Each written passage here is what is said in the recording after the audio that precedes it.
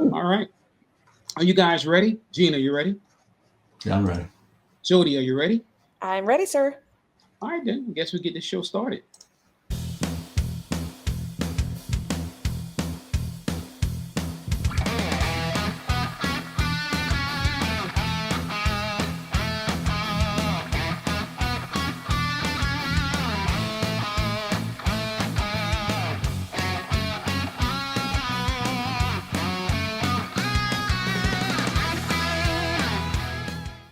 Hello, and welcome to Disney with the Ducks.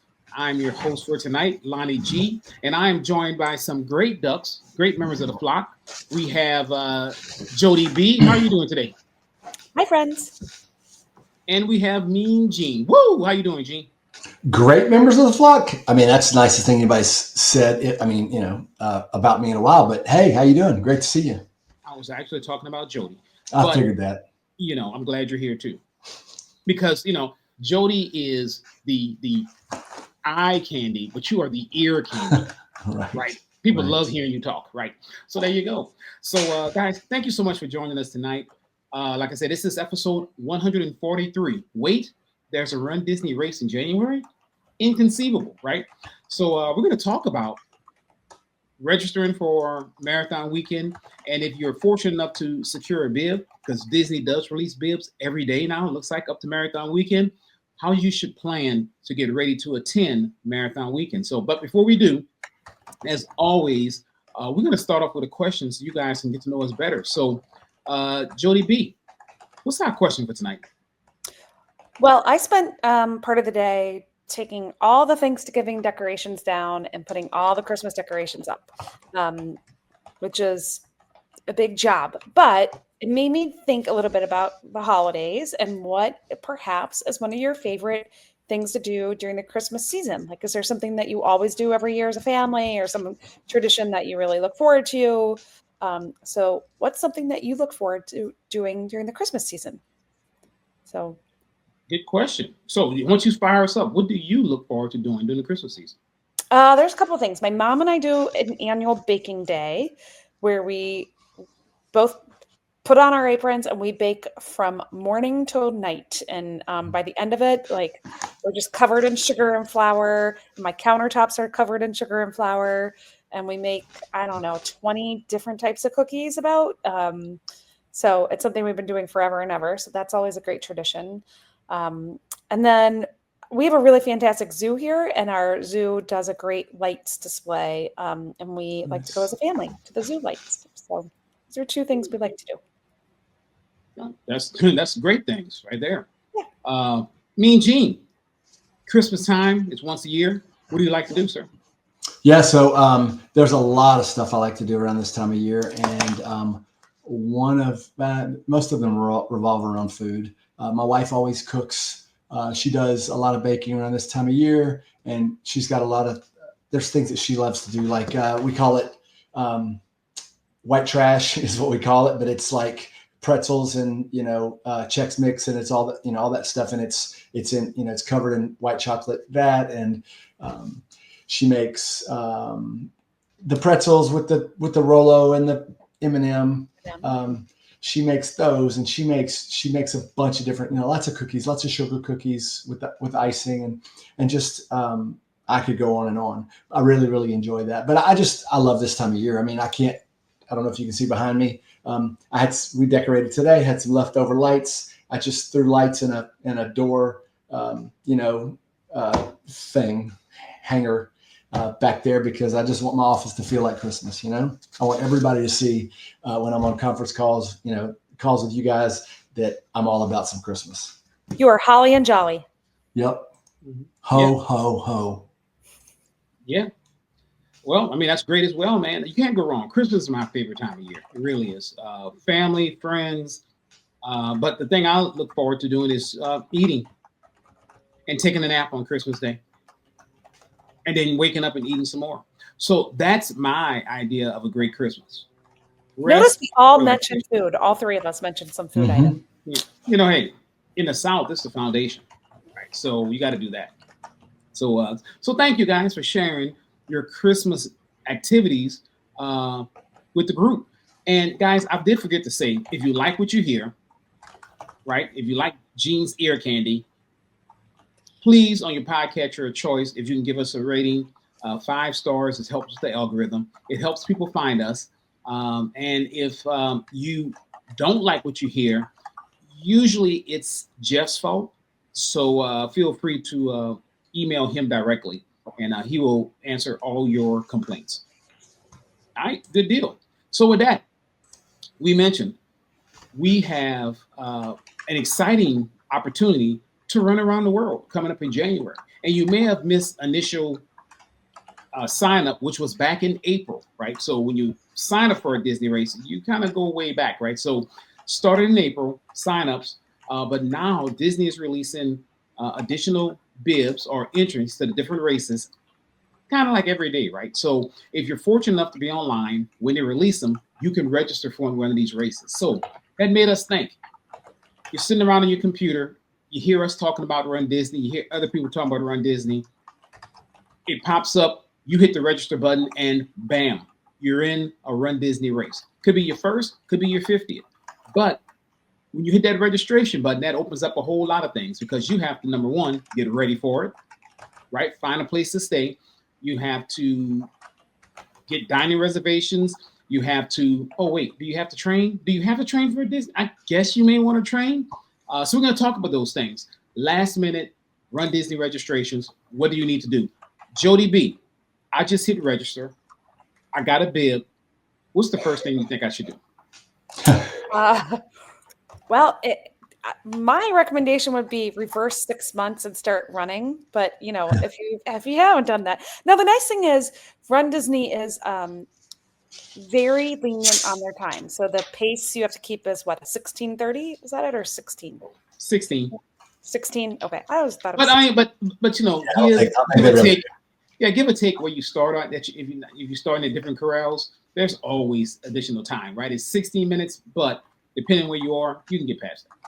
So I'm for those of you who don't know me, I'm fairly short, vertically challenged, and so keeping that pace can be pretty hard. So I did a 10-mile per the Galloway plan. I did a 10-mile walk on Friday before the 20-mile run that I did on Saturday, and I don't know that my pace was fast enough. I would have to look, but if I was to obtain a bib right now, no matter what the race that I was going to do, I would try to get as much time on my feet as possible. So I would ensure that I had good shoes. So if I didn't, my shoes were maybe worn out a little bit, I'd be making a pretty quick trip to the nearest local. And make sure they're broken in before race day.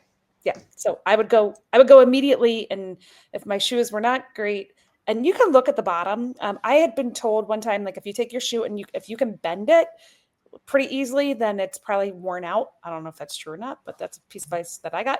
So I would look at your shoes, see if the tread's worn down, see if it's still comfortable. And if it's not, I'd go to the nearest running shop, and then I would try to spend as much time on your feet. So for me, I do a lot of conference calls and a lot of work on my laptop. I am an Excel goddess and like to spend a lot of time in Excel.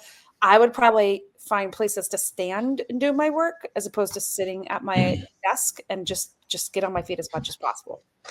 Very, very good point. Number one, with the shoes and time on your feet, because, at a regular Disney vacation, you're going to put a ton of miles on your feet, right? So stand up, start to work on that. It's funny. Mm-hmm.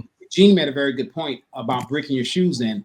I can recall for back in the day, many moons, they had the Star Wars light side was in California, and they were selling Tower of Terror shoes there, right? So Run Disney back in the day used to have an agreement with New Balance.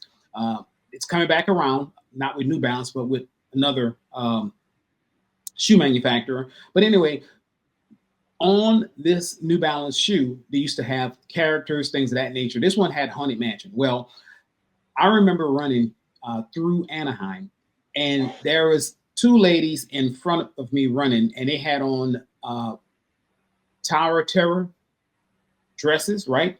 And they had the Tower of Terror shoes on, but they were limping because they put these brand new shoes on right before a race and started running them, right? That's not as they say, no bueno. So you don't want to do that. So good point of breaking them in, Gene. Well, what about you, sir? What would you suggest people do if they got a last minute registration? What would I do? I would, if I had not been training, I would, as Joe, the first thing I would do is get out and get on my feet and make sure I'm on my feet as much as possible. I would not think someone would register for a half dopey or goofy or the marathon with having not done those before. I've known of people, I've met people at the race who were severely, I've been one of those people that was severely undertrained. You can do this undertrained. It's not advised to do that. We are certainly not medical professionals and we're not running professionals, but you can ramp up training, especially if you've got some experience. I believe that, you can do to a certain extent, but I would get on my feet first of all. But then I would start trying to figure out, you got to get there, you got to stay somewhere. And so I would figure out those two things. And I think we're going to talk more about that. But I mean, the first thing I would do is get on my feet and map out what my training should look like to get to the best place I can be before marathon weekend. Yeah, good point. And you're right. It's the Galloway training plan that Jody referenced a while ago. It is, and I actually have a copy of it here. It's 28 weeks of training, right? So you can't do 28 weeks of training now, but what you can do is start training and putting some time in. I don't suggest you jump straight into the Galloway plan, like to say, hey, look, it's week 22. I need to do that. No. But you do want to just get on your feet. You do want to do a lot of walking. I would lean more toward walking than running, right? Especially now, if you're a runner and you have a base, say a 10-mile base where you know what I mean by a base, you can consistently run 10 miles every other week or whatever, and you train and you run several times a week, then what you want, that prepares you a little better, right? So then you can kind of gradually ramp up and maybe you go from 10 to 13 and, to 16 and you probably won't get to 26, but still you can kind of ramp up and get more miles under your belt to get ready for it. So very good points. I like the fact of you say, stay on your feet. You got to train. And also when you're looking at this and getting ready for it, you want to figure out your fueling options as well. So now's the time. Usually you work on fueling while you're doing the training period, right? So start to look at some goos, look at some, some different things that you may need, salt tabs or whatever, and start to incorporate that into your training as well so you can see what you need. And you mentioned it, Gene. The next step would be to actually look for a place to stay, right? You're going down there, a couple of decisions. Do you want to be in the bubble? Do you want to be outside the bubble? Is it feasible for you to be inside the bubble? The good thing about being in the bubble is runDisney does have a great transportation service, a system that gets you around to the races. They'll get you to the start line. Now, Gene and I have been on the bus before, and we circled around a couple of times because the bus driver had to back up, going here, couldn't go here, go there, but we still got to the race, right? So for the most part, you can do that. So there are two options. Like I said, in the bubble, outside the bubble. Gene, what do you prefer? I prefer inside the bubble. Definitely. I mean, my first Disney race was outside the bubble, and I mean, it was doable. We had a rental car, and it was fine. But every other race I've done has been inside the bubble. Disney transportation is great. I mean, you leave early, but you're guaranteed you're going to get there in plenty of time. I think so. And you got rides back. You don't have to worry about. There's just so much you don't have to worry about that way. I prefer it.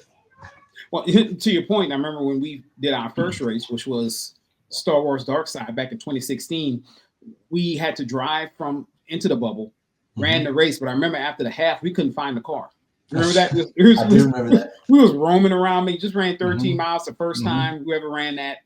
I was undertrained, so it was a pain, and I'm like, man, where is this car? Right. So being off the bubble, inside the bubble, you eliminate all that. So I took a look at some dates, right? So it's depending on what you actually do and what you sign up for. January 8th is the first day for the expo, right? So let's plan on traveling there and being there for January the 8th. So that's a Wednesday. So if you look online right now at Disney, there are several hotels or resorts you can stay at. Many of them are right now, when you look at them, are deluxe, right? Coronado Springs, Yacht Club, Wilderness Lodge, Animal Kingdom Lodge, Beach Club, and Poly. They all have spots available for those dates. So if you want to come in on the 8th, leave on the 12th, you have that option. Also, there's a moderate, or I should say a value, with Art of Animation. So that's what's showing right now. However, if you change the dates, move them around, or you're open to a split stay, you can maybe even get into some other hotels, or I should say resorts. So, Lonnie, is the best way to do that to go, on the Disney website and do that yourself, or is there options? Should you get help with that? You know what? The website is very easy to navigate. However, I would suggest using a Disney travel agent. And the reason does it cost any more? It doesn't cost. It doesn't cost anymore. Okay. It doesn't cost anymore. So let somebody else go through the extra footwork to find places for you to stay. Even if you say, "Hey, build me a split stay," right? I mentioned these deluxe resorts. When I look at the prices, and Disney has some specials right now. There's a 20% booking thing that I saw, but still, it's $461 to up as much as $953, right? Wait, $461 up to $953 a night for the deluxe resorts, depending on when you stay at, right? Okay. The Art of Animation, when I looked at it a little earlier, it was $475 a night. But you build some other things. Maybe you stay at music, a couple of dates here and there, but a travel agent can do all those things for you and find, and sometimes even they may have inventory that we don't have access to, that they can get you a room if you want to stay in the bubble. Now, Gene and I mentioned that we stayed outside of the bubble. So we stayed at Flamingo Crossing, which is really close, right? There's a bunch of Marriott properties there. I looked at there, they have, rooms at the same time. It is amazing, but I am amazing. But it's $146 a night, right, at Marriott. So and then there's some things with Marriott, hey, 4 nights, the 5th free, all that kind of stuff, depending on what you have, points and all that kind of stuff. So the Flamingo Crossing is extremely close to Disney. A hop, skip, and jump with a rental car. So there you go. Those are some options. Hop, skip, and jump. Okay. That's all you need. You need to hop and skip. Definitely an option. So if you do want to stay outside to be more reasonable, then look at some of the Marriott and of course Hilton has a lot of properties there as well, right? There's a lot of places to stay around Disney. So there you go. That's your options. Just it's how you want to navigate, find a place to stay. So Gene, you got a race, right? You got a place to stay. What's next? What do you think we have to do now? Well, I got to figure out. We figured out how to get there. We're either driving or flying. We've already done that, right? We already did that. Let's say we're going to fly in. So we got some tickets, got a good deal. We're flying in, right? There's no more, Magical Express. So you can have to arrange, and the travel agent can help you with that as well. Arrange a ride from the airport to the resort. We got a resort room. Let's just say we're staying in Art of Animation. We're going to stay there, right, the whole time. Skyliner Resort, we like that, right? Right next to I love Skyliner. Good food court. So we got all those things. What's next, right? We got to figure out what we're going to eat. Boom, there you go. We talked about it with Christmas, right? All about eating. Now, right now, you're within your booking window to make reservations. So you have to be kind of open because a lot of things may be taken right now. But if you're flexible and you're willing to do walk-ups or you're willing to do some off times, you can get some really good reservations. And I looked online and there's still a lot of availability. There's also third-party sites that kind of look for different reservations for you. And if it's opens, it'll let you know so you can go and book because people cancel and rebook and things of that nature anytime, right? So that's something you want to do as well. Find a place that you want to eat and, hey, book you some places. There you go. And with that as well, you got to get some tickets, right? So you need tickets to the park. Got to get tickets.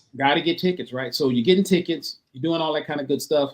And as you get closer to it, once you get 7 days, you have to determine if you want the, lightning lane reservations, right? You can do that at the 7-day mark as well if you want to start that. So that's all some things that you can figure into, not just your training, but to make it a magical Disney experience. So there Yeah, you I go. mean, training and running and all that. That's really it's just a vehicle, right, to get you there, right, to get you to experience the magic, right? I mean, that's what we use it for. I mean, if it wasn't, we wanted to do Star Wars races, and next thing you know, we're here doing a I podcast. mean, are you I know you've run the Little Rock Marathon. How many other marathons have you run? Just a Little Rock. Mm-hmm. I don't run any other races, but Disney races, really. I mean, the odd one here and there, but I mean, so really and truly, we're running these races. It's to have the whole experience, Exactly. And I'm gonna tell you this: you mentioned that Little Rock Marathon, and it's funny. I was thinking about signing up for it this year, but then I thought about it. Man, I hate running, so why am I going to sign up to do another marathon? I don't know, but hey, I'm doing dopey, so I might as well, if I'm going to already be trained up, do a couple more runs and then run in March for the Little Rock Marathon. Mm-hmm. So there you go. It's Mardi Gras theme, so I don't have any choice but to run. Oh yeah, it's your ancestors would be.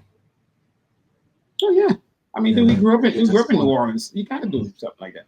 Mm-hmm. I can go in, and the whole time I can complain like, this is not New Orleans, So somebody needs to be that voice in the wilderness, yelling out to them, showing them that they do the wrong thing. That's not what you do. That's not what you do to get beads thrown to you. This is what you do to get beads thrown to you. Exactly. That somebody has to do it the right way. That's right. Teach them, man. Teach them. It's like the analogy, man. If I throw one bead at them, or or give them a bead, they'll have a bead for the day. But if I teach them how to get beads, that's right. Then get beads every day. Beads for life. Right. Beads for life. That's right. So, a good deal. Anything else you think we missed, Gene? I think we got it all. Yeah. I can't think of anything else at this point. Hey, there you go. Look, nice, quick to the point, mm-hmm. which I love. We're not going to beat around the bush. Run Disney is a phenomenal experience, right? So if you have an opportunity to sign up, definitely sign up and make it happen. So you know what, Gene, you said I covered everything. Jody, we covered finding a place to stay, training. We talked about the benefits of being on site in the bubble and outside of the bubble.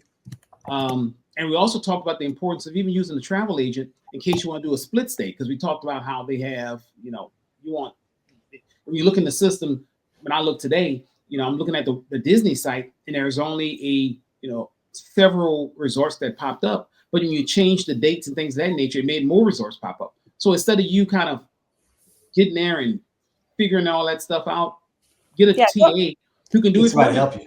Yeah, don't do it on your own. Have someone else do all the work for you. Yeah, you've got to train. You got to go buy those shoes and train. I know exactly. Right. What do you rather broken in first? Would you rather train, or would you rather sit in front of a system fighting dates? I'm thinking you should train. I agree. Mm-hmm.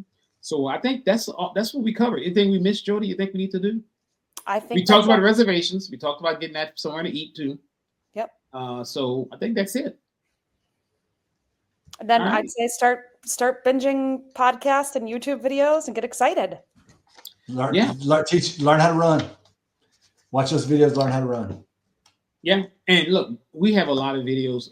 Listen to how I released the Quacking series when we talk about we did it week to week, when you can actually follow along as we talked about training and being prepared for Run Disney races. And we had a lot of special guests that really shared their knowledge of not just the courses, but the whole experience. So go back and listen to those.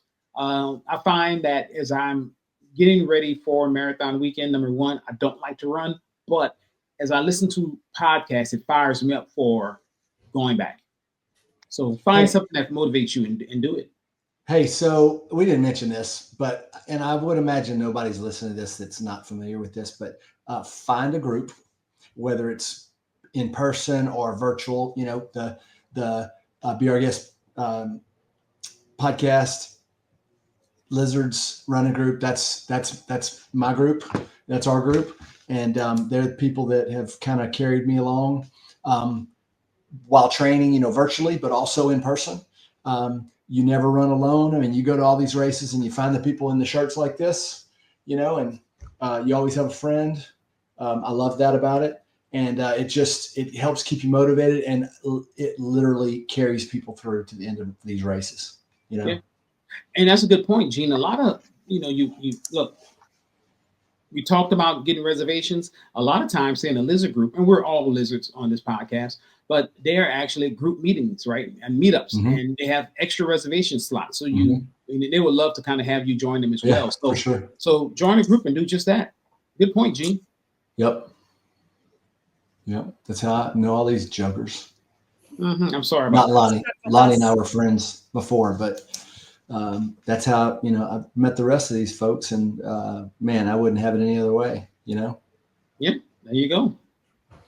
So with that, we're going to turn it over and do the favorite part of the podcast, which a lot of people talk about, which is cracking up with the ducks. Quacking up with the ducks. Jody B, can you quack us up? Well, we were talking about our favorite things during the Christmas season, and we all mentioned food, which got me to thinking, what's the best food to eat in January?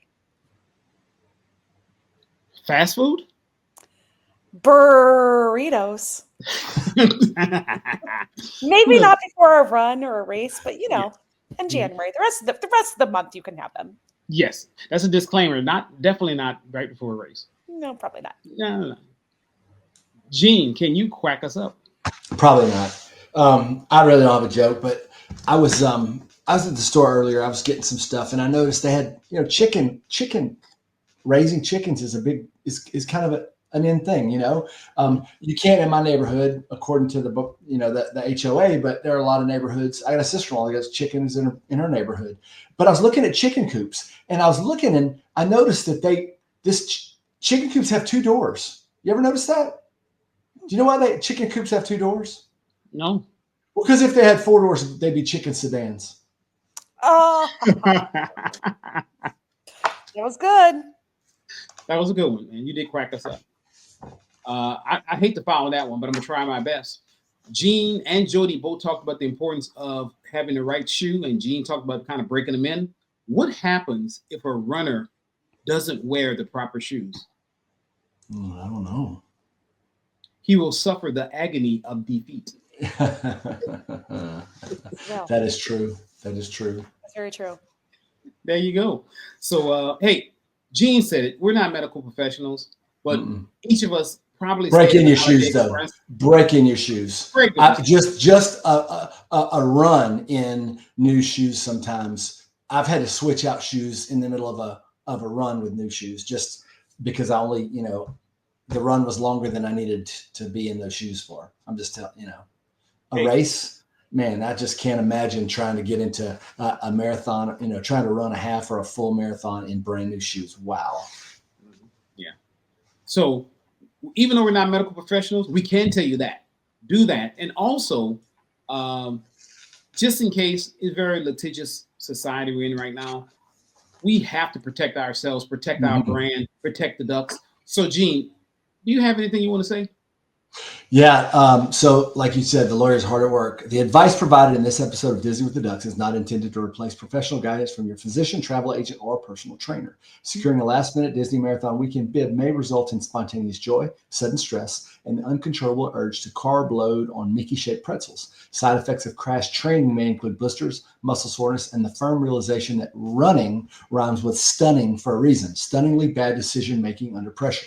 Disney's daily bib release strategy is subject to mysterious Disney magic, which we cannot guarantee will work in your favor. Additionally, any travel or accommodation advice given during this episode should be taken with a grain of salt and a dollop of pixie dust. Finally, while cracking up the ducks may produce uncontrollable laughter, it has not been proven to improve race times or alleviate shin splints. Listener discretion is advised, especially when Lonnie's jokes take a turn for the puntastically lame.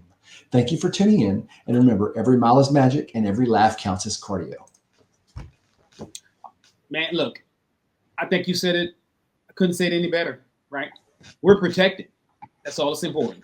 That's it. Thanks, guys, for joining us. Good luck Thank as you. you're trying to register for a last-minute bib. And hopefully you do. And if so, when you see us down in Marathon Weekend, please say hello. Until then, have a good one, y'all. Bye, friends. Bye. See you later.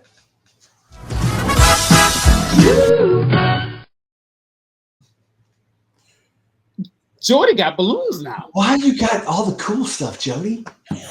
I mean, you just got to know who to run with, right? Right. I guess so. What's that do? I guess so.